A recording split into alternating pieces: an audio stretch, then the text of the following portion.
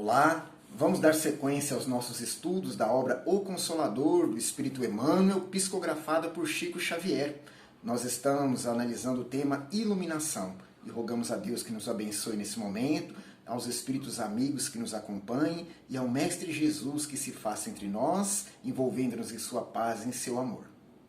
A questão de hoje é de número 211, onde perguntaram ao benfeitor como compreender a noção de personalidade. Então, personalidade é algo que muitos querem ter, que fazem questão de demonstrar. Como compreender melhor isso? E Emmanuel vai nos dizer o seguinte: a compreensão da personalidade no mundo vem sendo muito desviada de seus legítimos valores pelos espíritos excêntricos, altamente preocupados em se destacarem no vasto mundo das letras. Então, prestemos atenção no início da resposta de Emmanuel. Personalidade é algo importante, mas vem sendo desviado no mundo dos seus legítimos valores. Ela tem valores, porém, nós não soubemos ainda compreendê-los. E temos, por excentricidade, desviado esses valores. Obedecendo a quê? A vaidade.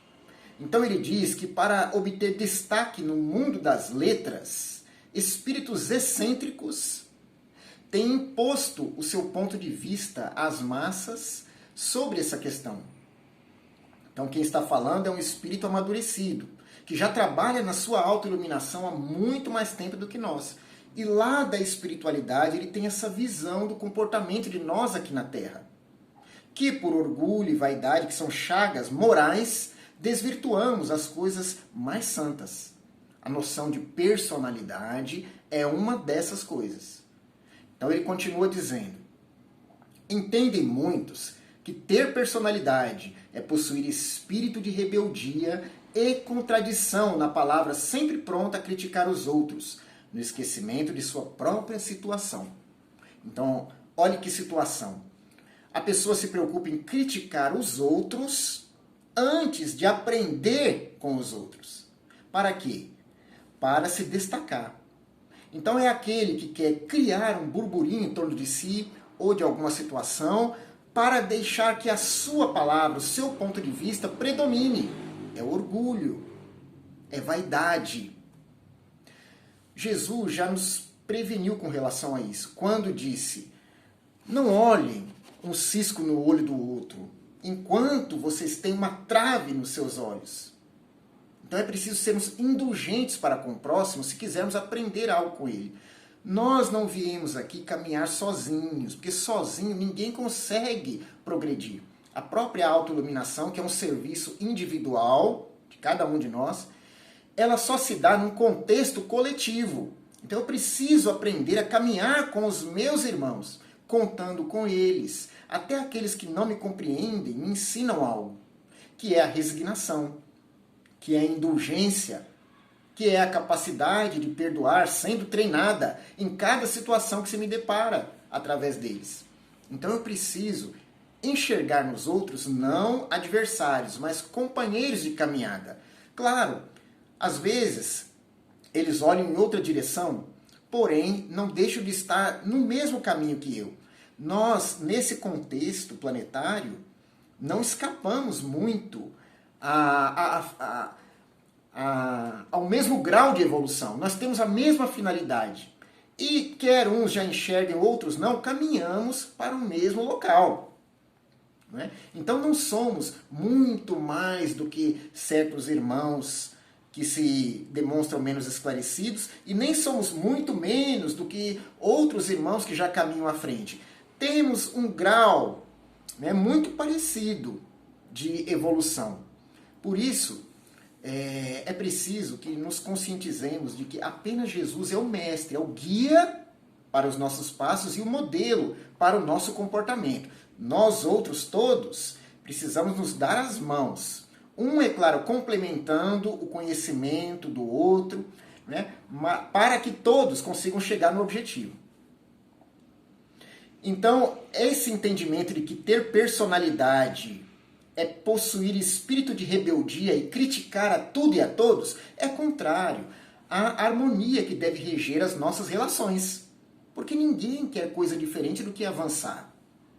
Agora, esse avanço, ele nem sempre está onde muitos enxergam, que é fora, que é na transformação do panorama exterior da sociedade. Ele está, pelo contrário, dentro de cada um de nós. É o que Emmanuel vai nos ajudar a compreender. Outros entendem que o homem de personalidade deve sair mundo afora, buscando posições de notoriedade em falsos triunfos, porquanto exigem o ouvido pleno dos mais sagrados deveres do coração. Então, ter personalidade é conquistar o mundo, é movimentar os recursos exteriores, é ter a capacidade de influenciar as massas e delas extrair condições de vida melhores, onde ele possa se destacar. É o orgulho, mais uma vez, colocando a criatura num pedestal, onde ela não deveria estar. Porque toda vez que nos elevamos diante dos homens, nos rebaixamos diante de Deus. É assim que Jesus disse. E quando sabemos nos portar com humildade diante dos homens, nos elevamos diante do Pai Celestial. E o que é mais importante? O julgamento dos homens ou de Deus? Se eu estou com a minha consciência tranquila pelo cumprimento da vontade do Pai, eu posso garantir a minha felicidade futura, principalmente, mas atual, proporcional ao grau de cumprimento dessa lei. Mas se eu desprezo a lei de Deus, unicamente para satisfazer a minha vaidade humana diante das criaturas perecíveis e tão ilusórias, iludidas quanto eu estou num caminho fantasioso, enganoso, né, que vai me levar à desilusão futura, que quanto mais tempo dura, mais é dolorida. Né?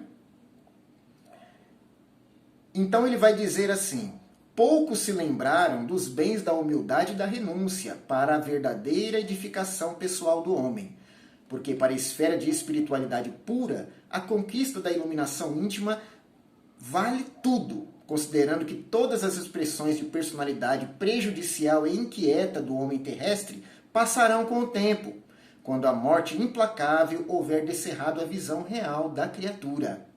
Então aqui ele fala da verdadeira noção de personalidade, que é aquela que precisamos perseguir.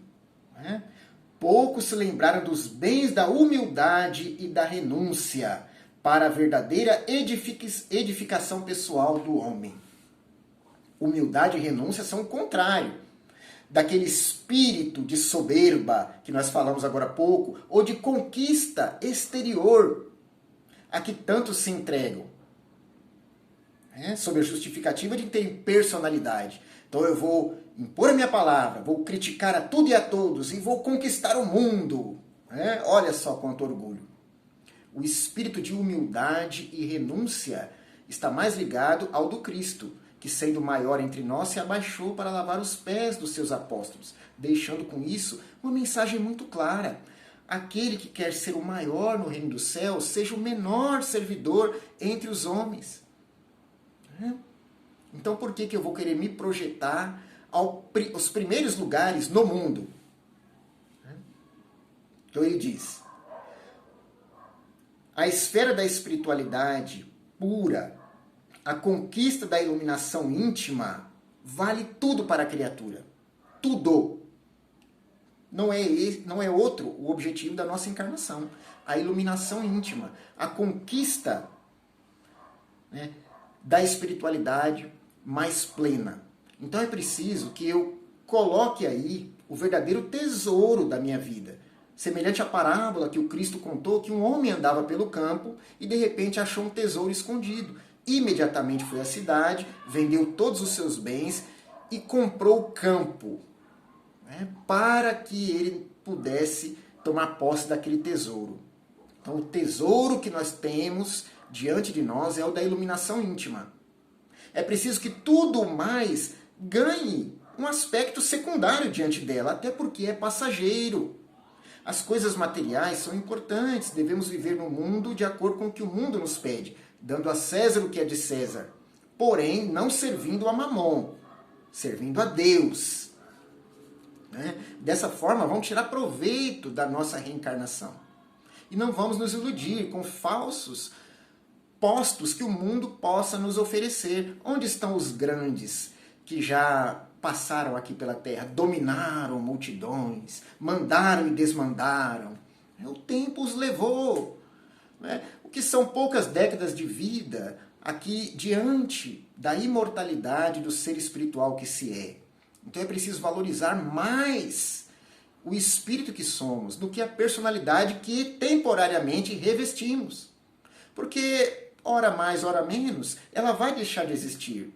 O meu RG, meu número de CPF, o meu nome, a minha certidão de nascimento vão virar pó, vão ser esquecidos um dia. Agora, eu, enquanto espírito, não. Eu não morro, eu continuo vivendo e avançando para Deus na medida do meu esforço. Então eu vou esperar desencarnar para poder empreender esforços nessa direção? Ou eu vou fazer agora o que me cabe? Ter personalidade é reconhecer isso e perseguir esse real objetivo da vida, vivendo no mundo como espírito que sou, respeitando essa minha condição de ser imortal.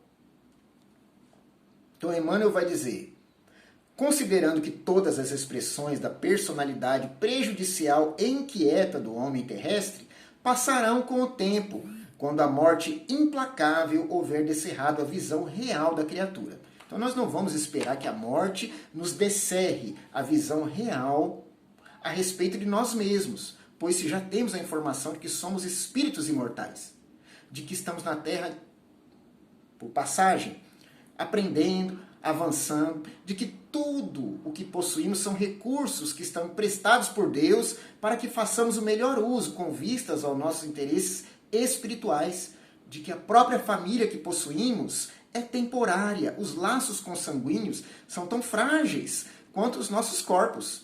Porque aquele que hoje é meu filho, meu pai, minha mãe, meus irmãos, ontem puderam estar em outras posições na minha vida, como companheiros, amigos, né, tios, conhecidos ou até mesmo distanciados pelos laços sanguíneos.